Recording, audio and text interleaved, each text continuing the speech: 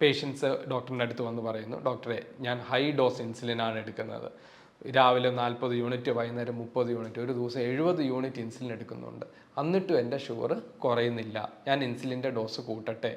ഇന്നെടുത്ത സ്ഥലത്തായിരിക്കും നാളെ എടുക്കുന്നത്, നാളെ എടുക്കുന്നിടത്തായിരിക്കും നാളത്തെ കഴിഞ്ഞ് എടുക്കുന്നത്. ഇങ്ങനെ മാറിക്കൊണ്ടേ ഇരിക്കണം. അപ്പോൾ അങ്ങനെ സൈറ്റ് റൊട്ടേറ്റ് ചെയ്യാൻ ഏറ്റവും എളുപ്പമുള്ള ഒരു സ്ഥലമാണ് വയറ്. വയറിൽ കുറേ ഏരിയ ഉണ്ട്. വയറിനെ നമുക്ക് 4 ക്വാഡ്രൻ്റായിട്ട് തിരിക്കാം. ഇങ്ങനെ പുക്കളുടെ മുകളിലും പുക്കളുടെ താഴെയും പുക്കളുടെ സൈഡിലും ഇവിടെ എല്ലാം മാറി എടുക്കാം. ഒരേ സ്ഥലത്ത് വീണ്ടും 1 മാസം കഴിഞ്ഞ് നമുക്ക് അടുത്ത ഇഞ്ചക്ഷൻ കുത്തു വരാൻ പാടുള്ളൂ. ഇതിൻ്റെ അകത്ത് എന്തെങ്കിലും തെറ്റുകൾ പറ്റുമ്പോഴാണ് ഹൈ ഡോസ് ഇൻസുലിൻ എടുത്തിട്ടും ഷുഗർ ലെവൽ കുറയാതെ വരിക. നമസ്കാരം, ഞാൻ ഡോക്ടർ അരുൺ തോമസ്. ഇന്ന് ഞാൻ നിങ്ങളോട് സംസാരിക്കാൻ പോകുന്ന വിഷയം ഇൻസുലിൻ എടുക്കുന്ന ഡയബറ്റീസ് രോഗികൾക്ക് പ്രധാനമായിട്ടും ശ്രദ്ധിക്കേണ്ട മെയിൻ പോയിന്റുകളാണ് ഞാനിപ്പോൾ പറയാൻ ഉദ്ദേശിക്കുന്നത്. ആദ്യമായിട്ട് ഒരു കോമൺ ആയിട്ട് നടക്കുന്നൊരു കാര്യം, പേഷ്യൻസ് ഡോക്ടറിൻ്റെ അടുത്ത് വന്ന് പറയുന്നു, ഡോക്ടറെ ഞാൻ ഹൈ ഡോസ് ഇൻസുലിനാണ് എടുക്കുന്നത്. രാവിലെ 40 യൂണിറ്റ്, വൈകുന്നേരം 30 യൂണിറ്റ്, ഒരു ദിവസം 70 യൂണിറ്റ് ഇൻസുലിൻ എടുക്കുന്നുണ്ട്. എന്നിട്ടും എൻ്റെ ഷുഗർ കുറയുന്നില്ല. ഞാൻ ഇൻസുലിൻ്റെ ഡോസ് കൂട്ടട്ടെ? അങ്ങനെ നമ്മൾ ഡയറക്റ്റ്ലി കൂട്ടാൻ ഒരു അഡ്വൈസ് കൊടുക്കുന്നത് തെറ്റാണ്, പൂർണ്ണമായിട്ടും തെറ്റാണ്. അതിന് മുമ്പ് നമ്മൾ ശ്രദ്ധിക്കേണ്ട കുറേ കാര്യങ്ങളുണ്ട്. ആ കാര്യങ്ങൾ ഞാനിപ്പോൾ വിശദീകരിക്കാം. ഒന്ന്, നമ്മൾ ഈ എടുക്കുന്ന ഇൻസുലിന് ശരീരത്തിന് ഫലപ്രദമായിട്ട് ഉപയോഗിക്കാൻ പറ്റുന്ന ഒരു സാഹചര്യമുണ്ടോ എന്ന് പരിശോധിക്കണം. ഈ ഡയബറ്റീസ് രോഗികൾ പ്രധാനമായിട്ടും ടൈപ്പ് 2 ഡയബറ്റീസ് രോഗികളാണ് ഏറ്റവും കോമൺ ആയിട്ടുള്ളത്. ഇവർക്ക് എന്തുകൊണ്ട് ഡയബറ്റീസ് ഉണ്ടായി? ഡയബറ്റീസ് ഉണ്ടാവാനുള്ള കാരണം എന്ന് പറയുന്നത് ഇൻസുലിൻ റെസിസ്റ്റൻസ് ആണ്. തുടക്ക സമയങ്ങളിൽ ഈ രോഗികളുടെ പാൻക്രിയാസിൽ നിന്നുണ്ടാക്കുന്ന ഇൻസുലിന് ശരീരത്തിന് ഉപയോഗിക്കാൻ പറ്റുന്നില്ല. ഇൻസുലിൻ പക്ഷേ ശരീരത്തിന് ഉപയോഗിക്കാൻ പറ്റുന്നില്ല. ഉപയോഗിക്കാൻ പറ്റാത്തതുകൊണ്ട് ഷുഗർ കൂടുന്നു. ഇതേ ഇൻസുലിൻ റെസിസ്റ്റൻസ് വെളിയിൽ നിന്ന് നമ്മൾ ഇൻസുലിൻ എടുത്താലും ഉണ്ടാവും. വെളിയിൽ നിന്ന് നമ്മൾ ഇൻസുലിൻ എടുക്കുന്നു, ആ ഇൻസുലിന് ശരീരത്തിൽ ആക്ട് ചെയ്യാൻ പറ്റുന്നില്ല, ഷുഗർ കുറയ്ക്കാൻ പറ്റുന്നില്ല. ഇൻസുലിനെ പ്രതിരോധിക്കുകയാണ്, ഇൻസുലിനെ റെസിസ്റ്റ് ചെയ്യുകയാണ്. ഇങ്ങനെ ഇൻസുലിൻ റെസിസ്റ്റൻസ് ഉള്ള സാഹചര്യത്തിൽ നമ്മൾ എത്ര ഇൻസുലിൻ കൂട്ടിയാലും അതിന് ഫുൾ ആക്ഷൻ കിട്ടത്തില്ല. ഇൻസുലിൻ റെസിസ്റ്റൻസ് കുറയ്ക്കാനുള്ള അഡ്വൈസാണ് ഫസ്റ്റ് പേഷ്യൻസിന് കൊടുക്കേണ്ടത്. Advice number 1, proper life style. Proper life സ്റ്റൈലിൽ 1/2 മണിക്കൂർ ഫിസിക്കൽ ആക്ടിവിറ്റി മാൻഡേറ്ററി ആണ്. 1/2 മണിക്കൂർ ശരീരം ചലിച്ചുകൊണ്ടിരിക്കണം. എന്തെങ്കിലും എക്സസൈസ് ഇന്ന വേണമെന്നൊന്നും നിർബന്ധമില്ല. ചെറുപ്പക്കാർക്കാണെങ്കിൽ 1/2 മണിക്കൂർ ഓട്ടം, ജോഗിങ്, സ്വിമ്മിങ്, ബാഡ്മിൻ്റൺ അല്ലെങ്കിൽ എനി സ്പോർട്സ്, ഏത് സ്പോർട്സിൽ വേണേലും ഏർപ്പെടാം. പ്രായം ചെല്ലുന്നതിനനുസരിച്ച് ബ്രിസ്ക് വാക്കിംഗ്, വേഗത്തിലുള്ള നടപ്പ്, നല്ല പ്രായമുള്ളവർക്ക് ഒരു സാധാരണ കാഷ്വൽ വാക്ക് 1/2 മണിക്കൂർ ആയാൽ പോലും ഈ ഫിസിക്കൽ ആക്ടിവിറ്റി ഇൻസുലിൻ റെസിസ്റ്റൻസിനെ ഗണ്യമായി കുറയ്ക്കുകയും നേരത്തെ എടുത്തുകൊണ്ടിരിക്കുന്ന ഇൻസുലിൻ വെച്ച് തന്നെ ശരീരം അത് കൂടുതൽ ആ ഇൻസുലിനെ ഫലപ്രദമായിട്ട് ആക്ട് ചെയ്യാൻ ഒരു സാഹചര്യം ഒരുക്കുകയും ഷുഗറിനെ ബെറ്ററായിട്ട് കൺട്രോൾ ചെയ്യാനുള്ള ഒരു സാഹചര്യം ഒരുക്കുകയും ചെയ്യും. നേരത്തെ എടുത്തുകൊണ്ടിരുന്ന ഡോസിൽ തന്നെ, ഈവൻ ഡോസ് കൂട്ടാതെ തന്നെ നമുക്ക് ഷുഗർ പലപ്പോഴും കൺട്രോൾ ചെയ്യാൻ സാധിക്കുന്നതാണ്. രണ്ടാമത്തതായിട്ട് ഈ രോഗികളുടെ ഭക്ഷണക്രമം എങ്ങനെയാണെന്ന് നോക്കുക. ഈ ഡയബറ്റീസിന് ഉള്ള ഭക്ഷണക്രമങ്ങൾ ഒരുവിധം എല്ലാവർക്കും അറിയാം. അമിതമായിട്ട് അരിയാഹാരം, ഗോതമ്പാഹാരം, കാർബോഹൈഡ്രേറ്റ്സ് അടങ്ങിയ ആഹാരം അമിതമായിട്ട് കഴിക്കല്, ഒരു നേരം കൂടുതലായിട്ട് കണ്ടമാനം കഴിക്കല്, ഈ കോമൺ ആയിട്ട് എല്ലാവർക്കും അറിയാവുന്ന ഡയബറ്റീസിൻ്റെ ഉള്ള ഡയറ്റ് പലപ്പോഴും തെറ്റിക്കാറുണ്ട്. അത് കാരണമായിരിക്കാം ചിലപ്പോൾ ഷുഗർ കൂടിയിരിക്കുന്നത്, അല്ലാതെ ഇൻസുലിൻ്റെ ഡോസ് മതിയാകാത്തതുകൊണ്ടല്ല. അങ്ങനെയുള്ളവർക്ക് ഡയറ്റ് കറക്റ്റ് ആക്കാൻ പറയുക. അപ്പം ഡയറ്റും ലൈഫ് സ്റ്റൈൽ അഡ്വൈസ് ഫസ്റ്റ് കൊടുക്കുക. സെക്കൻഡായിട്ട് നമുക്ക് ഈ ടൈപ്പ് 2 ഡയബറ്റീസ് ഉള്ള പേഷ്യൻസിന് ഇൻസുലിൻ റെസിസ്റ്റൻസ് കുറയ്ക്കാനുള്ള ഏറ്റവും ബെസ്റ്റ് ആയിട്ടുള്ള മരുന്നാണ് മെറ്റ്ഫോമിൻ. ആ മെറ്റ്ഫോമിൻ അവർ കഴിക്കുന്നുണ്ടോ എന്ന് പരിശോധിക്കുക. ടൈപ്പ് 2 ഡയബറ്റീസ്, അതായത് കോമൺ ആയിട്ട് വരുന്ന ഡയബറ്റീസിൻ്റെ ഫൗണ്ടേഷൻ ട്രീറ്റ്മെൻ്റ് ആണ് മെറ്റ്ഫോമിൻ. മെറ്റ്ഫോമിൻ ഇല്ലാതെ ടൈപ്പ് 2 ഡയബറ്റീസ് ട്രീറ്റ് ചെയ്യാൻ പാടുള്ളതല്ല. മെറ്റ്ഫോമിൻ വളരെ സേഫായിട്ട് തന്നെയുള്ളൊരു മരുന്നാണ്. മെറ്റ്ഫോമിൻ ഇല്ല എന്നുണ്ടെങ്കിൽ നമുക്ക് എടുക്കുന്ന ഇൻസുലിൻ അല്ലെങ്കിൽ നമ്മുടെ ശരീരം ഉണ്ടാക്കുന്ന ഇൻസുലിന് കറക്റ്റായിട്ട് യൂട്ടിലൈസ് ചെയ്യപ്പെടുന്നില്ല. മെറ്റ്ഫോമിൻ എന്ന് പറഞ്ഞ മരുന്നിൻ്റെ ഏക ജോലി എന്ന് പറയുന്നത് ഇൻസുലിൻ റെസിസ്റ്റൻസ് കുറയ്ക്കുക, നമ്മുടെ ശരീരം ഉൽപ്പാദിപ്പിക്കുന്ന ഇൻസുലിൻ അല്ലെങ്കിൽ നമ്മൾ വെളിയിൽ നിന്ന് ഇഞ്ചെക്ട് ചെയ്യുന്ന ഇൻസുലിൻ ബെറ്ററായിട്ട് യൂട്ടിലൈസ് ചെയ്യിപ്പിച്ച് ഷുഗർ കൺട്രോൾ ചെയ്യിപ്പിക്കുക എന്നുള്ളതാണ്. മെറ്റ്ഫോമിൻ റെക്കമെൻഡഡ് ഡോസിൽ ഈ പേഷ്യൻസിന് കൊടുക്കുക എന്നുള്ളതാണ്. മെറ്റ്ഫോമിൻ ഉണ്ടെങ്കിൽ ഇൻസുലിൻ ഡോസ് കൂട്ടേണ്ട ആവശ്യം വരത്തില്ല. ചിലപ്പോൾ ഓൾറെഡി ഉപയോഗിക്കുന്ന ഡോസ് തന്നെ നമുക്ക് കുറയ്ക്കാൻ സാധിക്കും. ഇതാണ് ഫസ്റ്റ് പോയിന്റ്, ഇൻസുലിൻ റെസിസ്റ്റൻസ് കുറയ്ക്കാനുള്ള അഡ്വൈസസ് പേഷ്യൻസിന് കൊടുക്കുക. സെക്കൻഡ് പോയിന്റ് എന്ന് പറയുന്നത് ഇൻസുലിൻ ഇഞ്ചക്ഷൻ ടെക്നിക്ക് പ്രോപ്പറാണോ അല്ലയോ എന്ന് നോക്കുക. പലർക്കും പല പേഷ്യൻസിനോടും നമ്മൾ ഇൻസുലിൻ എടുക്കാൻ പറയും. ആ പേഷ്യൻസ് അവർക്ക് തോന്നുന്ന രീതിയിലാണ് ഇൻസുലിൻ ഇഞ്ചക്ട് ചെയ്യുന്നത്. അപ്പോൾ പ്രോപ്പറായിട്ട് ഇൻസുലിൻ ഇഞ്ചക്ഷൻ ടെക്നിക്ക് പഠിപ്പിച്ച് കൊടുക്കുന്നില്ല എന്നുണ്ടെങ്കിൽ ആ പേഷ്യൻസ് എടുക്കുന്ന ഇൻസുലിൻ ശരീരത്തിൽ ഫലപ്രദമായിട്ട് ഉപയോഗിക്കപ്പെടുന്നില്ല എന്ന് മാത്രമല്ല, ചിലപ്പോൾ ചില കോംപ്ലിക്കേഷൻസിലേക്ക് നയിക്കും. അപ്പം എങ്ങനെയാണ് പ്രോപ്പറായിട്ട് ഇൻസുലിൻ ഇഞ്ചക്ട് ചെയ്യുന്നത്, എങ്ങനെയാണ് പ്രോപ്പറായിട്ട് ഇൻസുലിൻ കുത്തിവെക്കുന്നത് എന്ന് ഞാൻ ഇപ്പോൾ ഇവിടെ പറയാം. 3 സ്ഥലങ്ങളാണ് ഇൻസുലിൻ കുത്തിവെക്കാൻ വേണ്ടി, ഇഞ്ചക്ട് ചെയ്യാൻ വേണ്ടി നമ്മൾ പറയുന്നത്. ഒന്ന് കൈയുടെ ഈ സൈഡ്, ഇവിടെയും ഇവിടെയും. 2 വയറ്, 3 തൊട. ഈ 3 സ്ഥലങ്ങളിലും ഫാറ്റ് ഉണ്ട്. ഈ ഫാറ്റിലേക്കാണ് നമ്മൾ ഇൻസുലിൻ കുത്തിവെക്കുന്നത്, അല്ല ഡയറക്റ്റ് മസിലിലേക്കോ വെയിനിലേക്കോ ഒന്നുമല്ല. ഇതിന് നമ്മൾ സബ്ക്യൂട്ടേനിയസ് പറയും. തൊലിയുടെ അടിയിലുള്ള ഫാറ്റ് ലെയറിലേക്കാണ് നമ്മൾ ഇൻസുലിൻ കുത്തിവെക്കുന്നത്. അപ്പോൾ രോഗികൾ നേരത്തെ ചോദിക്കും, ഇതിൽ ഏറ്റവും ബെസ്റ്റ് സ്ഥലം ഏതാണ്, കൈയാണോ വയറാണോ തൊടയാണോ? ഞാൻ ഉറപ്പിച്ച് പറയും ഏറ്റവും ബെസ്റ്റ് എന്ന് പറയുന്നത് വയറാണ്. വയർ എന്ന് പറയാൻ കാരണം എന്ന് പറഞ്ഞാൽ ഏറ്റവും കൂടുതൽ ഫാറ്റ് ലെയർ ഉള്ള ഒരു സ്ഥലമാണ് വയറ്. വയറിൽ നമ്മൾ വെറുതെ കൈ വെച്ച് പൊക്കിയാൽ തന്നെ നമുക്ക് ഫാറ്റ് ഈസിലി നമുക്ക് കിട്ടും. കയ്യിലൊക്കെ ആണെങ്കിൽ ഫാറ്റ് പൊക്കിയെടുക്കുക എന്ന് പറയുന്നത് ഭയങ്കര ഡിഫിക്കൽട്ടാണ്. മാത്രമല്ല വയറിൽ ഏരിയ വളരെ കൂടുതലാണ്. ഇൻസുലിൻ എല്ലാ പ്രാവശ്യവും ഒരേ സ്ഥലത്ത് തന്നെ നമ്മൾ ഇഞ്ചക്ട് ചെയ്തുകൊണ്ടിരിക്കുകയാണെങ്കിൽ ആ സ്ഥലത്തിന് ഡാമേജ് വരികയും ആ ഏരിയയിൽ തന്നെ വീണ്ടും എടുക്കുന്ന ഇൻസുലിന് ബോഡിയിലേക്ക് അബ്സോർബ് ചെയ്യാൻ പറ്റാത്തൊരു സാഹചര്യം ഉണ്ടാവുകയും ചെയ്യും. ആ സ്ഥലത്തിന് ഡാമേജ് ഉണ്ടാവുകയും ചെയ്യും. അതുകൊണ്ട് എപ്പോഴും ഇൻസുലിൻ എടുക്കുമ്പം സൈറ്റ് റൊട്ടേഷൻ, എടുക്കുന്ന സ്ഥലം എല്ലാ ദിവസവും മാറിക്കൊണ്ടിരിക്കണം. ഇന്നെടുത്ത സ്ഥലത്തായിരിക്കും നാളെ എടുക്കുന്നത്, നാളെ എടുക്കുന്നിടത്തായിരിക്കും നാളത്തെ കഴിഞ്ഞ് എടുക്കുന്നത്, ഇങ്ങനെ മാറിക്കൊണ്ടേ ഇരിക്കണം. അപ്പോൾ അങ്ങനെ സൈറ്റ് റൊട്ടേറ്റ് ചെയ്യാൻ ഏറ്റവും എളുപ്പമുള്ള ഒരു സ്ഥലമാണ് വയറ്.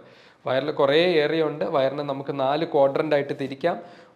ഇങ്ങനെ 2 പുക്കളുടെ മുകളിലും പുക്കളുടെ താഴെയും പുക്കളുടെ സൈഡിലും ഇവിടെ എല്ലാം മാറി മാറി മാറി എടുക്കാം. ഒരേ സ്ഥലത്ത് വീണ്ടും 1 മാസം കഴിഞ്ഞ് നമുക്ക് അടുത്ത ഇഞ്ചക്ഷൻ കുത്തു വരാൻ പാടുള്ളൂ. ഇത്രയും സൈറ്റ് റൊട്ടേഷൻ നമുക്ക് കയ്യിലും തൊടയിലും എടുക്കുക എന്ന് പറയുന്നത് ഡിഫിക്കൽട്ടാണ്. 3ാമത്തെ അഡ്വാൻറ്റേജ് വയറിൽ എടുക്കുന്നത്, നമ്മുടെ കൈയും കാലും എപ്പോഴും ചലിച്ചുകൊണ്ടിരിക്കുന്ന 2 അവയവങ്ങളാണ്. നമ്മൾ കയ്യിലോ കാലിലോ ഇൻസുലിൻ എടുത്തു, കൈയും കാലും ഇരിക്കുവാണെങ്കിൽ ആ ഇൻസുലിൻ പെട്ടെന്ന് ശരീരത്തിലേക്ക് അബ്സോർബ് ചെയ്യും. നമ്മൾ രാവിലെ ഇഞ്ചക്ട് ചെയ്യുന്ന ഇൻസുലിൻ പലപ്പോഴും വൈകുന്നേരം വരെ ആക്ട് ചെയ്യാൻ വേണ്ടിയായിരിക്കും നമ്മൾ ഉദ്ദേശിച്ചിരിക്കുന്നത്. പെട്ടെന്ന് അബ്സോർബ് ചെയ്യുവാണെങ്കിൽ ആ സമയത്ത് പെട്ടെന്ന് ഷുഗർ കുറയും, പിന്നീടുള്ള സമയങ്ങളിൽ ഷുഗർ കൂടും. അപ്പം ഈ ഈ ഏരിയ ആണെങ്കിൽ ഈ ചലനം കുറവാണ്. കൈയും കാലും ചലിക്കുന്ന പോലെ ഇങ്ങനെ ചലിക്കുന്ന അത്രയും മൂവ്മെൻറ്റ് വരുന്ന ഒരു ഏരിയ അല്ല.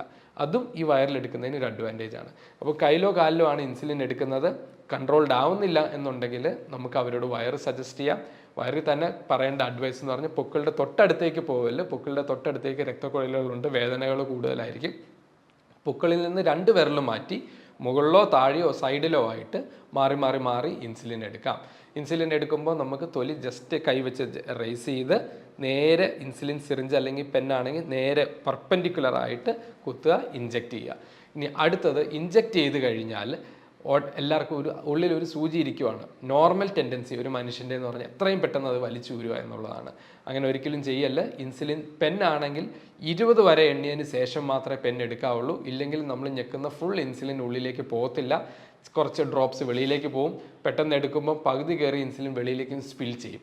സിറിഞ്ചാണെങ്കിൽ 10 വരെ എണ്ണുക, പെന്നാണെങ്കിൽ 20 വരെ നമ്മൾ കൗണ്ട് ചെയ്യുക, എന്നിട്ടേ നമ്മൾ വെളിയിലേക്ക് എടുക്കാവുള്ളൂ. 3ാമത്തെ പോയിന്റ്, സിറിഞ്ചാണെങ്കിലും പെന്നാണെങ്കിലും 2 ദിവസത്തിൽ കൂടുതൽ, മാക്സിമം 3 ദിവസത്തിൽ കൂടുതൽ ഒരു സിറിഞ്ചോ പെന്നിൻ്റെ നീഡിലോ യൂസ് ചെയ്യാൻ പാടുള്ളതല്ല. 3 ദിവസത്തിൽ കൂടുതൽ നമ്മൾ ഉപയോഗിക്കുകയാണെങ്കിൽ ആ നീഡിലിൻ്റെ ഷാർപ്നെസ് കുറയും. ഈ ഷാർപ്പ് അല്ലാത്ത നീഡിൽ നമ്മുടെ സ്കിന്നിലേക്ക് കുത്തുകയാണെങ്കിൽ വേദന കൂടുതലായിരിക്കും. ആ കുത്തുന്ന ഭാഗത്ത് സ്കിൻ ഡാമേജ് ഉണ്ടാവുകയും ചെയ്യും. ഈ ഡാമേജ് ഉള്ള സ്കിന്നിൽ ഇൻസുലിൻ ഫലപ്രദമായിട്ട് ഉപയോഗിക്കാൻ സാധിക്കത്തുള്ളതല്ല. പലപ്പോഴും പേഷ്യൻസ് നമ്മൾ OPയിൽ വന്നിരിക്കുന്ന നോക്കുമ്പോൾ എവിടെയാണ് ഇഞ്ചക്ട് ചെയ്യുന്നത് നമ്മൾ ചോദിക്കും. അവർ ഏതെങ്കിലും ഒരു ഏരിയ കാണിച്ചു തരും. നമ്മൾ ആശ്ചര്യപ്പെട്ടു പോകും. എപ്പോഴും ഒരു ഏരിയ തന്നെയാണ് അവർ പലപ്പോഴും ഇഞ്ചക്ട് ചെയ്തുകൊണ്ടിരിക്കുന്നത്. ആ ഏരിയ കല്ലിച്ചിരിക്കും. ഇതിന് ലൈപ്പോ ഹൈപ്പർട്രോഫി എന്ന് പറയും. ഇവിടെ തന്നെ കുത്തിക്കൊണ്ടിരിക്കും. ഈ കല്ലിച്ചിരിക്കുന്ന ഏരിയയിൽ അവിടെ കുത്തുന്നു, ഇൻസുലിൻ ശരീരത്തിലേക്ക് കയറുന്നില്ല, അവിടെ തന്നെ സ്റ്റക്കായിട്ടിരിക്കും. അതുമായിരിക്കാം ഒരു കാരണം. അപ്പോൾ നമ്മൾ ഈ പേഷ്യൻറ്റിനോട് നമ്മൾ പറയണം, ഇതേപോലെ ഒരേ സ്ഥലത്താണോ എന്ന് നമ്മൾ പരിശോധിക്കണം. ഈ ഹൈ ഡോസ് എടുത്തിട്ടും ഷുഗർ കൺട്രോൾ ചെയ്യാത്ത രോഗിക്ക് ഒരേ സൈറ്റ് ആണെങ്കിൽ അവരോട് സൈറ്റ് മാറ്റാൻ പറയണം. നമുക്ക് വേണമെങ്കിൽ വയറിലേക്ക് നമുക്ക് സജസ്റ്റ് ചെയ്യാം, സൈറ്റ് റൊട്ടേഷൻ പറഞ്ഞു കൊടുക്കാം. ഇനഫ് ടൈം സിറിഞ്ചോ നീഡിലോ സബ്ക്യൂട്ടേനിയസ് തൊലിയുടെ അടിയിൽ കീപ്പ് ചെയ്ത് നമ്മൾ ഓർപ്പിക്കുക. സിറിഞ്ചാണെങ്കിൽ 10 വരെ എണ്ണുക, പെന്നാണെങ്കിൽ 20 വരെ എണ്ണുക, എന്നിട്ട് നമ്മൾ വെളിയിലേക്ക് എടുക്കാവുള്ളൂ. എല്ലാ 3ാം ദിവസവും സിറിഞ്ചും അല്ലെങ്കിൽ പെന്നിൻ്റെ നീഡിലും നമ്മൾ മാറ്റുക. മൂന്നാമത്തതായിട്ട് ഇൻസുലിൻ എവിടെയാണ് സ്റ്റോർ ചെയ്യുന്നത്. നമ്മൾ ആ ഒരു ഇൻസുലിൻ്റെ ലേബൽ നോക്കുവാണെങ്കിൽ, അതിൻ്റെ സ്റ്റിക്കർ നോക്കുവാണെങ്കിൽ അവർ എഴുതിയിട്ടുണ്ട് 30 ദിവസം വരെ റൂം ടെമ്പറേച്ചറിൽ നമുക്ക് കീപ്പ് ചെയ്യാം. കറക്റ്റാണ്. പക്ഷേ ഈ ഇൻസുലിൻ റൂം ടെമ്പറേച്ചർ എന്ന് ഉദ്ദേശിക്കുന്നത് വെളി രാജ്യങ്ങളിൽ, വെസ്റ്റേൺ കൺട്രീസിലെല്ലാം, അമേരിക്ക, യൂറോപ്പിലൊക്കെ റൂം ടെമ്പറേച്ചർ എപ്പോഴും വളരെ കുറവായിരിക്കും. അത് എപ്പോഴും 25 ഡിഗ്രി 30 ഡിഗ്രി താഴെയായിരിക്കും. പലപ്പോഴും നമ്മുടെ കേരളത്തിലും ഇന്ത്യയിലും റൂം ടെമ്പറേച്ചർ എന്ന് പറയുന്നത് 30ൻ്റെ മുകളിലേക്ക് പോകും. 30ൻ്റെ മുകളിൽ പോകുന്ന റൂം ടെമ്പറേച്ചറിൽ ഇൻസുലിൻ അധികം നേരം നിന്ന് കഴിഞ്ഞാൽ അതിൻ്റെ സ്റ്റെബിലിറ്റി പോകും, ഇൻസുലിൻ്റെ ആക്ഷൻ പോകും. അപ്പം നമ്മുടെ സാഹചര്യത്തിൽ ഏറ്റവും ബെസ്റ്റ് എന്ന് പറയുന്നത് ഇൻസുലിൻ ഫ്രിഡ്ജിൽ സൂക്ഷിക്കുക എന്നുള്ളതാണ്. ഫ്രിഡ്ജിൽ എവിടെ സൂക്ഷിക്കാം? ഫ്രിഡ്ജിൻ്റെ ഡോറിൽ. ഒരിക്കലും ഫ്രീസറിൻ്റെ അകത്ത് കയറ്റി വെക്കല്, ഫ്രീസറിൻ്റെ അടുത്തും വെക്കല്, ഏതെങ്കിലും ഡോറിൻ്റെ ഏതെങ്കിലും തട്ടിൽ കീപ്പ് ചെയ്യുക. ഇൻസുലിൻ ഇനി ഇൻസുലിൻ ഇഞ്ചെക്ട് ചെയ്യേണ്ട സമയത്ത് ഈ ഡോറിൽ നിന്ന് നമ്മൾ ഇൻസുലിൻ എടുത്ത് സിറിഞ്ചിൻ്റെ അകത്തേക്ക് ആക്കി, അല്ലെങ്കിൽ പെന്നിലാണെങ്കിൽ പെന്നിൽ നിന്ന് നമ്മൾ ആ തണുത്ത ഇൻസുലിൻ ഡയറക്റ്റ് ഇഞ്ചെക്ട് ചെയ്താൽ നമുക്ക് സ്കിന്നിന് വേദന വരും. വെളിയിൽ കുറച്ച് നേരം വെച്ച് അതിൻ്റെ തണുപ്പ് മാറിയതിന് ശേഷം ഇഞ്ചെക്ട് ചെയ്യുക. പലരും ഈ ചൂടുള്ള സ്ഥലങ്ങളിൽ വെയിലത്ത് ഡയറക്റ്റ് ഇൻസുലിൻ ബോട്ടിൽസ് അല്ലെങ്കിൽ പെൻ കീപ്പ് ചെയ്ത് ഇൻസുലിൻ്റെ ആക്ഷൻ, ഇൻസുലിനിൽ ഡാമേജുകൾ വരും, കറക്റ്റ് ഇൻസുലിൻ്റെ ആക്ഷൻ കുറയും. അത് ഒരു കാരണമാണ് ഇൻസുലിൻ കറക്റ്റ് ഈ ഷുഗർ കുറയാത്ത ഹൈ ഡോസ് ഇൻസുലിൻ വെച്ചിട്ട്. പിന്നെ അടുത്ത പോയിന്റ് എല്ലാവരോടും എനിക്ക് പറയാനുള്ളത്, പലരും ഈ കുപ്പിക്കകത്ത് ഇൻസുലിൻ വാങ്ങും, സിറിഞ്ചിൽ നിറയ്ക്കും, ഇൻസുലിൻ കുത്തും. 2 തരം വയലുണ്ട്. 100 യൂണിറ്റിൻ്റെ ഇൻസുലിൻ വയലുണ്ട്, 40 യൂണിറ്റിൻ്റെ ഇൻസുലിൻ വയലുണ്ട്. അതുപോലെ തന്നെ സിറിഞ്ചും 100 യൂണിറ്റിൻ്റെ ഇൻസുലിൻ സിറിഞ്ചും ഉണ്ട്, 40 യൂണിറ്റിൻ്റെ ഇൻസുലിൻ സിറിഞ്ചും ഉണ്ട്. എപ്പോഴും 40യുടെ ഇൻസുലിൻ വയലാണ് ഉപയോഗിക്കുന്നതെങ്കിൽ 40യുടെ സിറിഞ്ച് തന്നെ ചോദിച്ചു വാങ്ങുക. 40യുടെ ഇൻസുലിൻ 100ൻ്റെ സിറിഞ്ച് വെച്ച് എടുത്തു കഴിഞ്ഞാൽ കറക്റ്റ് ഡോസ് ആയിരിക്കത്തില്ല കിട്ടുന്നത്. അതും ഒരു കാരണമാണ് പലർക്കും ഹൈ ഡോസ് ഇൻസുലിൻ എടുക്കുക എന്ന് അവർ പറഞ്ഞിട്ടും ഷുഗർ കുറയാതെ വരുന്നത്. അപ്പം 2 ഇൻസുലിൻ പ്രിപ്പറേഷൻ നമ്മുടെ നാട്ടിൽ അവൈലബിൾ ആണെന്ന് ഓർക്കുക. 40യുടെ പ്രിപ്പറേഷനും 100ൻ്റെ പ്രിപ്പറേഷനും.